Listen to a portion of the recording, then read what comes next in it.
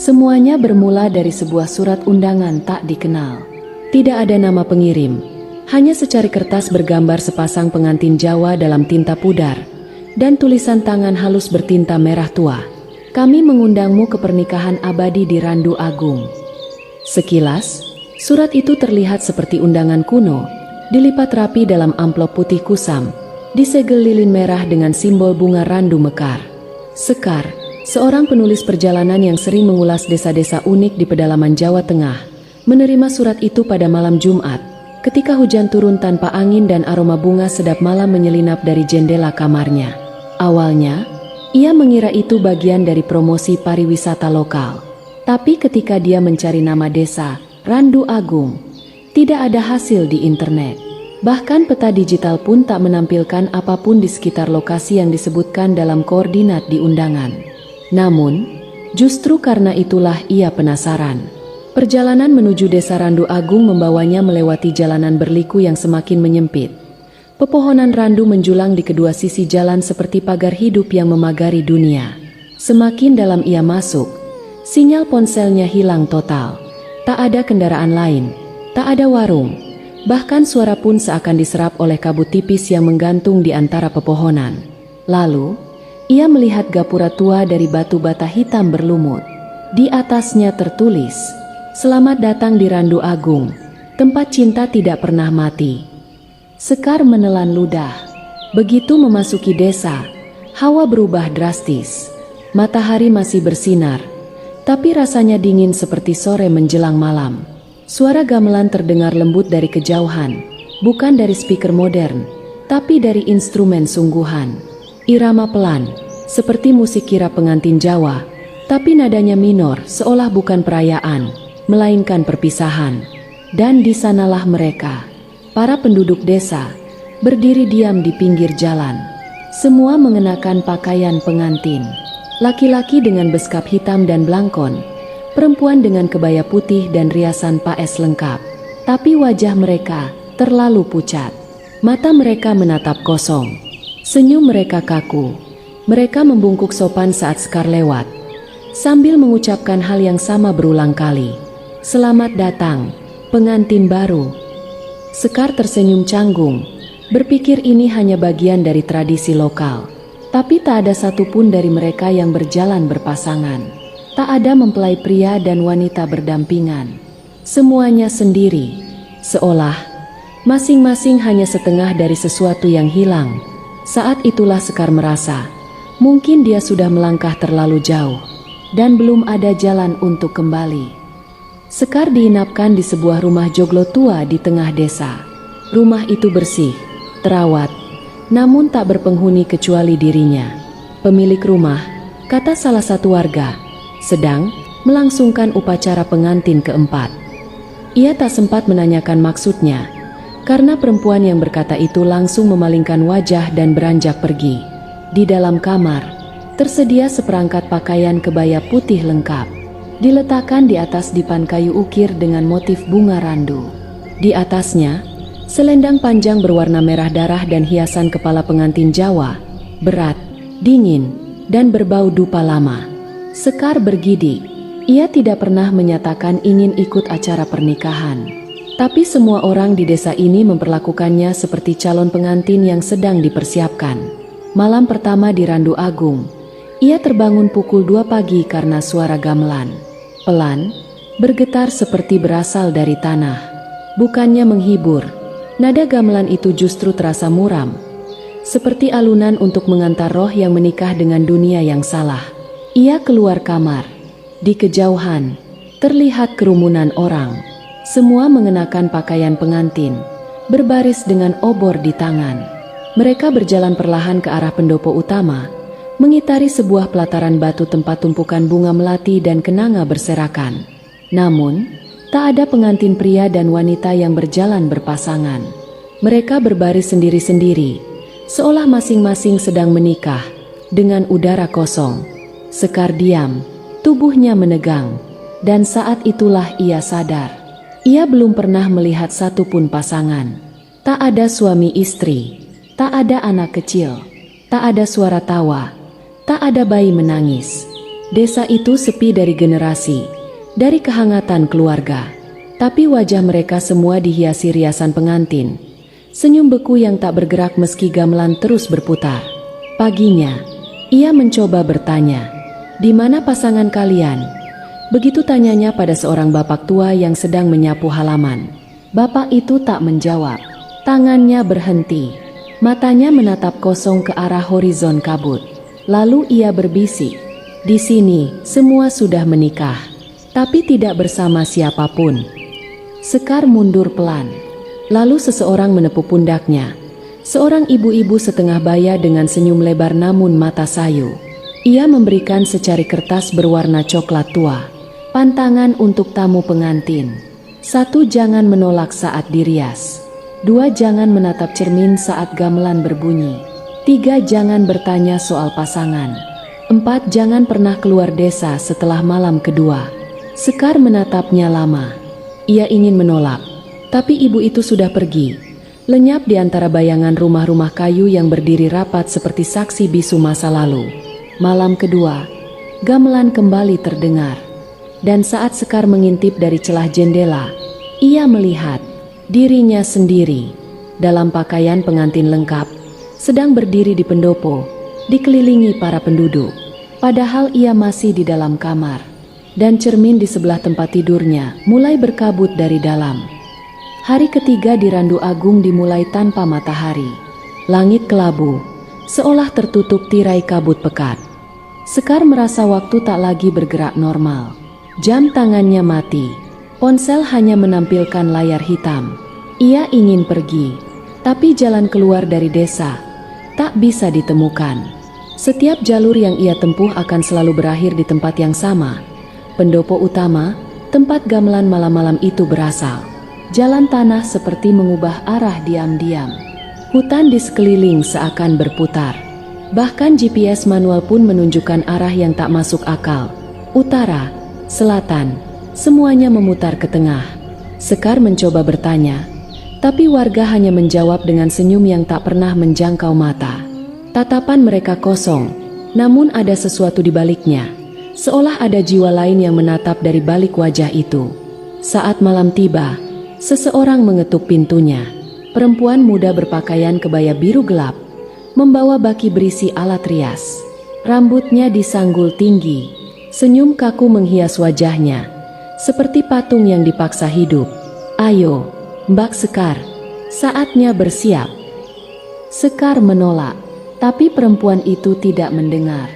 Ia masuk begitu saja, tangannya dingin mencengkeram bahu Sekar, lalu menurunkannya duduk di depan cermin tua berbingkai ukir. Dan saat cermin itu menampakkan bayangan, itu bukan wajah Sekar. Riasan paes lengkap, bibir merah menyala, mata hitam pekat, dan di belakangnya, dalam pantulan cermin, berdiri sosok tinggi berbalut kain kafan. Wajahnya ditutupi kerudung pengantin hitam. Sekar menoleh cepat. Tidak ada siapa-siapa di belakangnya. Namun di cermin, sosok itu masih ada, mendekat perlahan. Cermin itu mulai berembun dari dalam. Sekar berusaha berdiri, tapi tubuhnya berat. Kepalanya pusing. Lalu ia sadar. Wangi bunga melati dan kenanga yang sangat kuat menguar dari dalam cermin. Bukan dari ruangan, bukan dari dunia ini. Saat ia membuka mata kembali, ia sudah berada di pelataran pendopo. Gaun pengantin putih sudah melekat di tubuhnya. Tapi warnanya bukan putih bersih. Sudah menguning, dengan bekas noda kecoklatan di ujung-ujungnya. Seperti kain kafan yang terlalu lama dikubur. Ia dikelilingi oleh para penduduk. Mereka semua tersenyum, tapi mata mereka tak berwarna. Dan di tengah pendopo, berdiri sosok calon, wajah ditutupi selubung merah tua, tangan kurus panjang, dan suara nafas seperti daun kering yang bergesekan. Seseorang membisikkan kalimat yang tak akan pernah ia lupakan. Sekali dirias, jiwa tak bisa kembali tanpa menyelesaikan akadnya. Malam itu, Sekar mencoba kabur. Ia lari keluar dari pendopo, menembus jalan setapak, berteriak meminta tolong. Tapi suara gamelan terus mengikuti, seolah mengejarnya, memutar waktu. Langkah kakinya membawa kembali ke tempat yang sama. Ia melihat dirinya sendiri berdiri di tengah pelataran. Sekar sadar, ia terjebak dalam putaran upacara yang tak pernah selesai.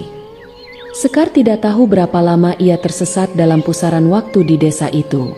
Setiap malam, ia mendengar suara gamelan yang sama. Setiap malam, tubuhnya terasa didandani. Setiap pagi, ia terbangun dengan bekas paes yang masih menempel samar di dahi. Tapi anehnya, tak ada yang benar-benar menyentuhnya. Tak ada yang benar-benar hadir, kecuali sosok itu, yang kini makin sering muncul di cermin, di balik bayangan, bahkan di sudut matanya saat ia mengedip. Ia mulai menggali sendiri jawaban, dan ia menemukannya di rumah joglo sebelah yang sudah lama kosong. Di dalamnya ada rak buku reot. Di sela-sela lembaran usang, ia menemukan arsip kuno, surat kabar lokal dari tahun 1962. Tragedi kawin paksa massal di Randu Agung. 27 wanita ditemukan tewas mengenakan baju pengantin. Tubuh Sekar bergetar saat membaca isinya. Dulu, desa ini terkenal karena tradisi Panggih Agung, ritual kawin massal yang dipercaya bisa mendatangkan kemakmuran. Tapi ketika gagal panen terjadi berturut-turut, kepala desa saat itu membuat kesepakatan sesat. Ia mempersembahkan 27 gadis muda sebagai pengantin persembahan bagi leluhur tanah Randu Agung. Mereka dinikahkan secara paksa dengan entitas gaib yang disebut sebagai Pangeran Randu, roh penjaga desa yang haus darah dan janji. Para gadis itu dirias, dikurung, dan dibakar dalam pendopo besar sebagai bagian dari upacara. Penduduk desa diam, menyetujui semua itu. Dan sejak malam itu, desa tak pernah lagi melihat matahari dengan utuh. Randu Agung hilang dari peta. Penduduknya tak pernah menua. Mereka terjebak dalam kutukan, menjadi pengantin tanpa pasangan, selamanya menunggu kedatangan pengantin luar untuk menggantikan mereka. Dan Sekar telah terpilih. Malam itu, suara gamelan lebih nyaring dari sebelumnya. Tanah bergetar, pendopo penuh cahaya obor. Sekar digiring ke altar upacara.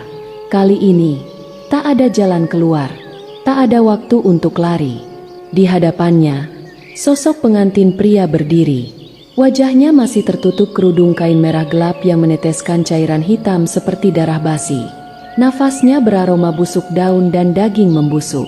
Tangannya terjulur, memaksa jemari Sekar menyentuhnya. Ijab telah dilafalkan, tinggal kau yang menjawab. Bisik suara itu, tapi bukan dari mulutnya, melainkan langsung ke dalam kepala. Semua penduduk berdiri mengelilingi, dengan mata kosong dan tangan menggenggam bunga melati busuk. Mereka mulai melantunkan mantra dalam bahasa Jawa kuno. Suara mereka tumpang tindih seperti ribuan arwah yang bicara serentak. Pengantin datang dari luar. Jiwa lama bisa pergi. Sekar berteriak, tapi tak ada yang mendengar. Ia bukan lagi tamu. Ia calon pengganti. Tubuhnya mulai terasa ringan, seperti terangkat dari tanah. Sebagian dirinya, seperti ditarik keluar dari kulitnya sendiri. Ia akan dinikahkan dengan entitas yang bukan manusia, dalam upacara yang tidak pernah selesai, di desa yang lupa cara hidup. Sekar tak tahu bagaimana ia bisa sadar. Yang terakhir ia ingat hanyalah tangan sosok berselubung merah itu menggenggam jari-jarinya. Setelah itu, semuanya hitam, tapi terasa sangat dingin, seperti tenggelam dalam tanah basah. Ketika ia membuka mata, ia sudah berada di pinggir jalan aspal.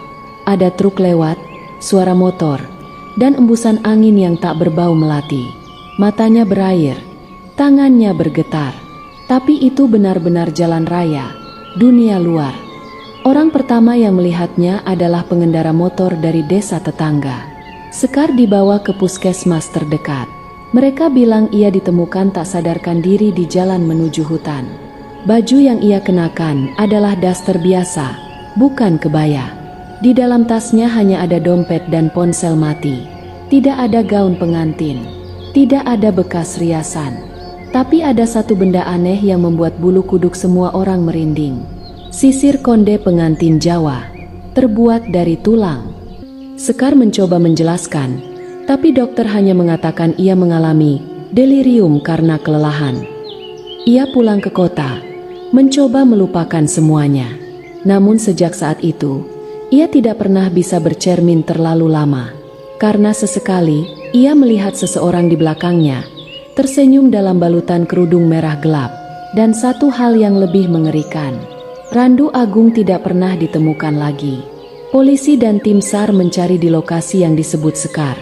Tapi desa itu tidak ada. Jalan setapak yang ia tempuh dulu berakhir di jurang. Tak ada bangunan, tak ada penduduk, hanya hutan tua dan beberapa reruntuhan batu tak bernama. Hingga hari ini, Sekar masih sering bermimpi berada di pelataran pendopo. Dalam mimpinya, ia melihat seorang wanita lain sedang dirias. Wajahnya panik, sama seperti dirinya dulu.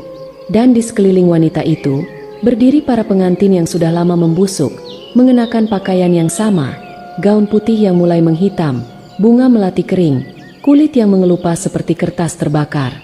Lalu ia sadar, ia bukan benar-benar lolos. Hanya pikirannya yang kembali. Tubuhnya masih berdiri di pendopo itu, menunggu giliran menjadi pengantin abadi. Dan kini, lewat cerita ini, kamu mungkin akan mulai mencari desa yang katanya terletak di antara kabut dan ladang tua, bernama Randu Agung. Tapi ingat, yang bisa menemukannya hanyalah mereka yang sudah terpilih. Jauh sebelum Indonesia merdeka, tanah tempat desa Randu Agung berdiri adalah wilayah adat yang dijaga ketat oleh sebuah trah keturunan dukun dan penguasa tanah leluhur. Mereka menyebut dirinya Wong Sepuh, orang-orang tua yang dianggap titisan penjaga antara dunia hidup dan dunia halus. Wilayah itu subur, sawah tak pernah gagal panen, mata airnya jernih, dan kabarnya siapapun yang menikah di sana akan hidup makmur hingga 7 turunan. Tapi semua berubah ketika kolonialisme datang membawa eksploitasi dan ketamakan. Pada tahun 1927, seorang kepala desa yang baru diangkat oleh Belanda memutuskan untuk memaksimalkan hasil bumi Randu Agung. Ia membabat hutan keramat, memerintahkan pembangunan jalan, bahkan menghancurkan pendopo kuno tempat dilakukannya ritual Temu Jiwo, upacara penyatuan roh leluhur dan pasangan pengantin. Dalam ritual itu, pasangan yang menikah tidak hanya menyatukan cinta, tapi juga menyerahkan sebagian jiwanya pada tanah. Sebagai balasannya, desa akan diberi kelimpahan. Tapi ada satu syarat utama, jangan pernah memutus hubungan antara dunia roh dan dunia manusia. Sang kepala desa mencemooh semua itu. Ia membatalkan ritual, menghapus adat lama, dan menggantinya dengan pernikahan massal ala barat. Namun saat malam panggih pertama dilaksanakan tanpa restu leluhur, hal yang tak diinginkan terjadi. Langit gelap, angin berhenti, dan tanah menghitam. Tiba-tiba, puluhan wanita yang telah dirias dan bersiap menikah mulai meracau. Mereka menjerit, merobek baju pengantin, dan membenturkan kepala ke tiang pendopo. Beberapa bahkan membakar diri sendiri. Panik, sang kepala desa memerintahkan warga untuk mengurung mereka. Tapi menjelang tengah malam, api menyala dari pendopo utama. Semua gadis pengantin terkunci di dalam, dibakar bersama sesajen dan gamelan kuno. Esok paginya, hanya tersisa tulang-tulang hangus yang masih mengenakan konde dan kain dodot pernikahan. Sejak hari itu, desa tak pernah lagi sama. Penduduk yang bertahan, hidup seperti mayat. Tidak ingat apapun selain prosesi upacara. Waktu berhenti berjalan di Randu Agung. Dan arwah 27 gadis itu masih menari di malam hari, menyambut siapapun yang cukup bodoh untuk menginjakan kaki di sana. Mereka tak mencari penebusan. Mereka tak mencari kedamaian. Mereka hanya ingin pengganti. Satu jiwa baru, untuk satu yang bisa bebas. Tanah yang pernah menyatukan jiwa, tak akan melepaskannya tanpa tumbal. Itulah pesan yang tertulis di ukiran batu di belakang pendopo. Hanya bisa dibaca oleh mereka yang sudah dipilih. Setelah kembali ke kehidupannya di kota, Sekar berusaha hidup seperti biasa. Tapi tidak ada yang benar-benar normal lagi. Ia berhenti memakai kaca, menutup semua cermin, bahkan membakar foto-foto masa kecil yang memperlihatkan pantulan. Karena entah kenapa, dalam pantulan itu Ada bayangan lain, mengenakan kebaya, selalu tersenyum di belakangnya. Setiap malam Jumat Kliwon, Sekar mencium bau bunga melati di kamarnya. Padahal ia tidak pernah menanamnya, tidak pernah membeli. Dan jam 3 dini hari, selalu ada suara lembut dari luar jendela. Manten Wisteko, pengantin telah datang. Awalnya, Sekar mencoba menyangkal semuanya sebagai trauma. Tapi kemudian kejadian-kejadian aneh mulai muncul di sekitarnya. Seorang teman kantor yang penasaran mendengar cerita Sekar, mencoba menelusuri Randu Agung lewat Google Maps. Keesokan harinya, dia menghilang dalam perjalanan ke Dieng. Motor ditemukan di tengah jalan, mesin masih menyala, tapi tak ada jejak pemiliknya. Teman lain yang ikut mendengar cerita ini mulai mengalami mimpi buruk yang sama. Berada di pendopo kuno, duduk sebagai pengantin, dikelilingi orang-orang tak dikenal, semua mengenakan busana pengantin usang. Dan satu persatu, mereka mendapat surat undangan, tanpa pengirim, tanpa nama penerima. Hanya satu baris kalimat dalam aksara Jawa halus. Rawuhipun panjenengan sampun ditampi. Sugeng rawuh ing Randu Agung. Kehadiran Anda telah diterima. Selamat datang di Randu Agung. Sekar kini tahu, dirinya bukan korban. Ia adalah jembatan. Jiwa yang sempat kembali membawa benih kutukan bersamanya. Dan setiap orang yang mendengar kisah ini, punya kemungkinan untuk dipilih. Karena Randu Agung tidak bisa ditemukan dengan peta. Tapi ia bisa mencari sendiri calon pengantin berikutnya. Desa itu akan selalu membuka diri bagi yang penasaran, bagi yang membaca terlalu dalam, bagi yang mencoba mengingat mimpi yang seharusnya dilupakan. Dan sekarang, setelah kamu mendengarkan kisah ini, cobalah ingat, apakah malam ini kamu mendengar suara gamelan samar dari luar jendela? Atau mungkin surat undanganmu sedang dalam perjalanan? Beberapa bulan setelah kejadian itu, ada laporan dari seorang petani di daerah pegunungan selatan Wonosobo. Ia mengaku menemukan sebuah pendopo tua saat mencari rumput untuk ternaknya. Lokasinya tak tercatat di peta. Tak ada jalan masuk yang jelas. Pendopo itu kosong, tapi di tiang tengahnya tergantung sebuah gaun pengantin putih yang sudah menguning. Tak ada tubuh, tak ada penyangga. Gaun itu melayang, seolah dikenakan oleh seseorang yang tak kasat mata. Petani itu melaporkan temuannya pada kepala desa. Tapi ketika mereka kembali ke lokasi yang sama, pendopo itu sudah tak ada. Yang tersisa hanya ladang ilalang dan kabut tebal. Beberapa hari setelahnya, petani tersebut ditemukan meninggal di rumahnya. Wajahnya tenang, matanya tertutup. Tapi anehnya, tubuhnya sudah mengenakan beskap pengantin laki-laki, lengkap dengan blangkon dan keris. Di tangannya tergenggam bunga melati kering. Tak ada yang tahu siapa yang mendandaninya, atau dari mana baju itu berasal. Desa Randu Agung tidak butuh peta. Ia cukup tahu siapa yang haus cerita, dan siapa yang diam-diam ingin melihatnya dengan mata kepala sendiri. Karena kadang, yang kamu kira hanya legenda, adalah undangan. Dan ingatlah, pernikahan yang tak selesai akan terus dicari pengantin. Demikianlah kisah kali ini, tentang sebuah desa yang tak tercatat di peta, tapi meninggalkan jejak di setiap jiwa yang berani mengenalnya.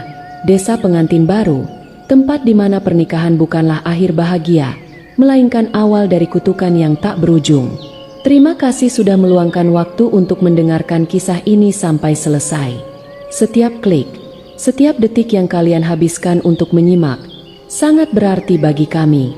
Semoga dari cerita ini, kita bisa mengambil satu pelajaran penting. Rasa penasaran adalah anugerah, tapi bisa jadi kutukan jika tidak dibarengi dengan kehati-hatian.